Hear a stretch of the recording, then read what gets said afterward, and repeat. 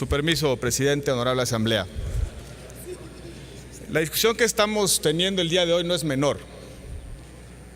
No es la discusión que simplemente busca provocar la reflexión sobre la decisión que ha tomado, a juicio de muchos de nosotros, muy lamentable, la Suprema Corte de Justicia de la Nación en relación con las consultas populares, sino también es importante por lo que significa como derecho constitucional en nuestro país.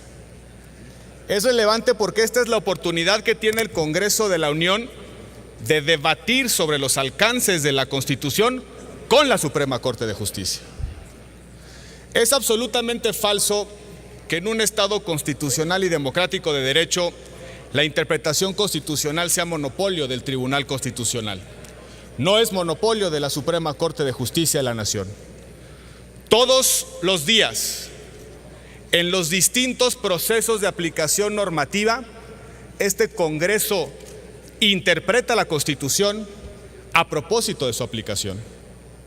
En consecuencia, un ejercicio de esta naturaleza, como es la convocatoria a una consulta popular, es la ocasión pertinente para fijar los marcos de interpretación de la Constitución, generar una interpretación que maximice la aplicación de un derecho y provocar ciertas decisiones en el espacio público. No podemos compartir la decisión de la Suprema Corte de Justicia de la Nación que hace prácticamente inoperante la consulta popular. Y no las consultas populares propiamente planteadas, las 4 que fueron presentadas por distintos ciudadanos ante la Corte, sino la consulta popular como mecanismo de participación directa de los ciudadanos. Las consultas populares en nuestro diseño constitucional no es el mecanismo para medir la opinión coyuntural de los ciudadanos, no es una encuesta, es un mecanismo de decisión que genera un mandato vinculante para los poderes públicos. Esa es la razón por la cual el Poder Revisor de la Constitución estableció que bajo ciertos umbrales de participación el resultado de la consulta popular es vinculante para los poderes públicos. No se les pide opinión a los ciudadanos, sino se les pide a los ciudadanos que tomen una decisión de manera directa. Ese es el sentido, el principio, el fin de este mecanismo. Con la decisión de la Suprema Corte de Justicia de la Nación no habrá jamás una consulta popular en nuestro país. Pensemos, por ejemplo, en las consultas populares que se están convocando en algunos países del extranjero. Países como, por ejemplo, en Estados Unidos, donde se ha solicitado una consulta popular para hacer transitar la reforma migratoria. Bajo la interpretación de la Corte, jamás pudiéramos cambiar un modelo migratorio en nuestro país con una consulta popular, porque tiene afectaciones en los ingresos, en los egresos y en la organización del Estado. En este país, bajo la interpretación de la Corte, jamás pudiese plantearse la discusión sobre la legalización de la marihuana, un ejemplo de participación ciudadana muy cercano en tiempo. No podría presentarse porque legalizar la marihuana implica ingresos para el Estado y no legalizarla, egresos en policías, ministerios públicos, jueces y centros de adicciones. No habría la posibilidad de una consulta popular para determinar si la ciudadanía acepta o no una obra pública, porque las obras públicas son egresos del Estado. No cabría tampoco una consulta popular para corregir, eliminar una política pública, porque todas las políticas públicas se financian con fondos públicos y en consecuencia son ingresos y son egresos. Pero si además utilizamos el criterio de los derechos humanos que aplicó la Suprema Corte de Justicia de la Nación, queda prácticamente imposible encontrar un solo tema en el que podamos convocar un mecanismo de esta naturaleza. Pensemos, por ejemplo, en la reciente solicitud de ciudadanos en el estado de California, en Estados Unidos, para abolir la pena de muerte. Como están involucrados derechos humanos, no pudiese solicitar a los ciudadanos que se pronuncien sobre la abolición de la pena de muerte en la interpretación de la Suprema Corte de Justicia de la Nación.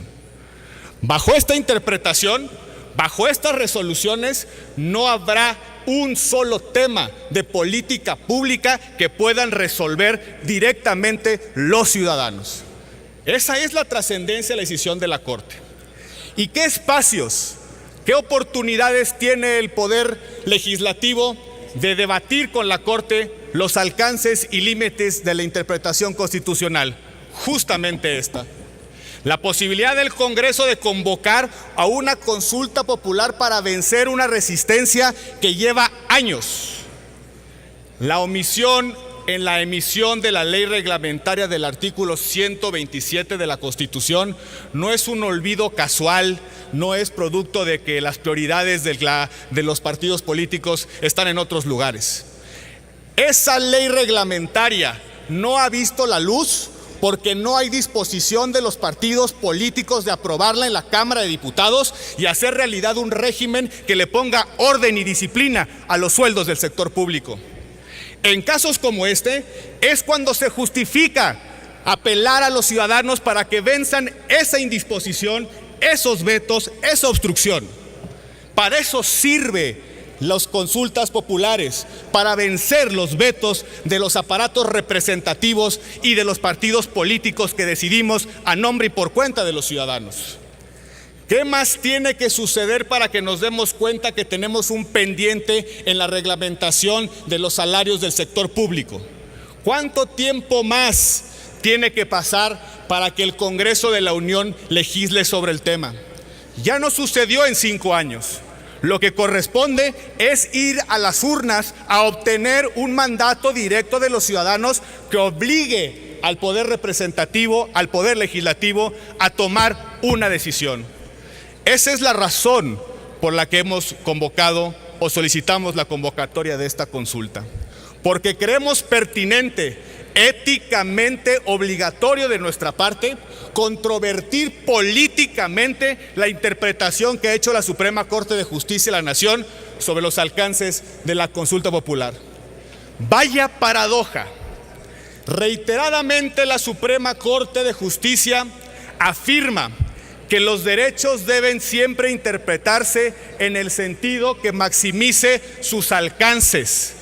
Ahora resulta que la interpretación amplísima es en relación a las prohibiciones y a los límites, a los derechos que la Constitución le consagra a los ciudadanos y específicamente este derecho político de participar en la toma de decisiones. Tenemos como Senado de la República y como Congreso esta doble oportunidad de resolver el veto que tiene a la ley reglamentaria de los salarios máximos en el cajón de una comisión en la Cámara de Diputados y por el otro lado recuperar el sentido, el fin, la orientación y el propósito político y constitucional de un derecho que no le corresponde a la Corte, un derecho que no le corresponde a los partidos políticos, un derecho que es única y exclusivamente de los ciudadanos. Esa es la razón por la cual el Grupo Parlamentario de Acción Nacional pide el voto en contra de este dictamen y su modificación en sentido afirmativo para recuperar desde la Constitución y desde el Poder Legislativo el sentido original de un derecho de los mexicanos. Por su atención, muchas gracias.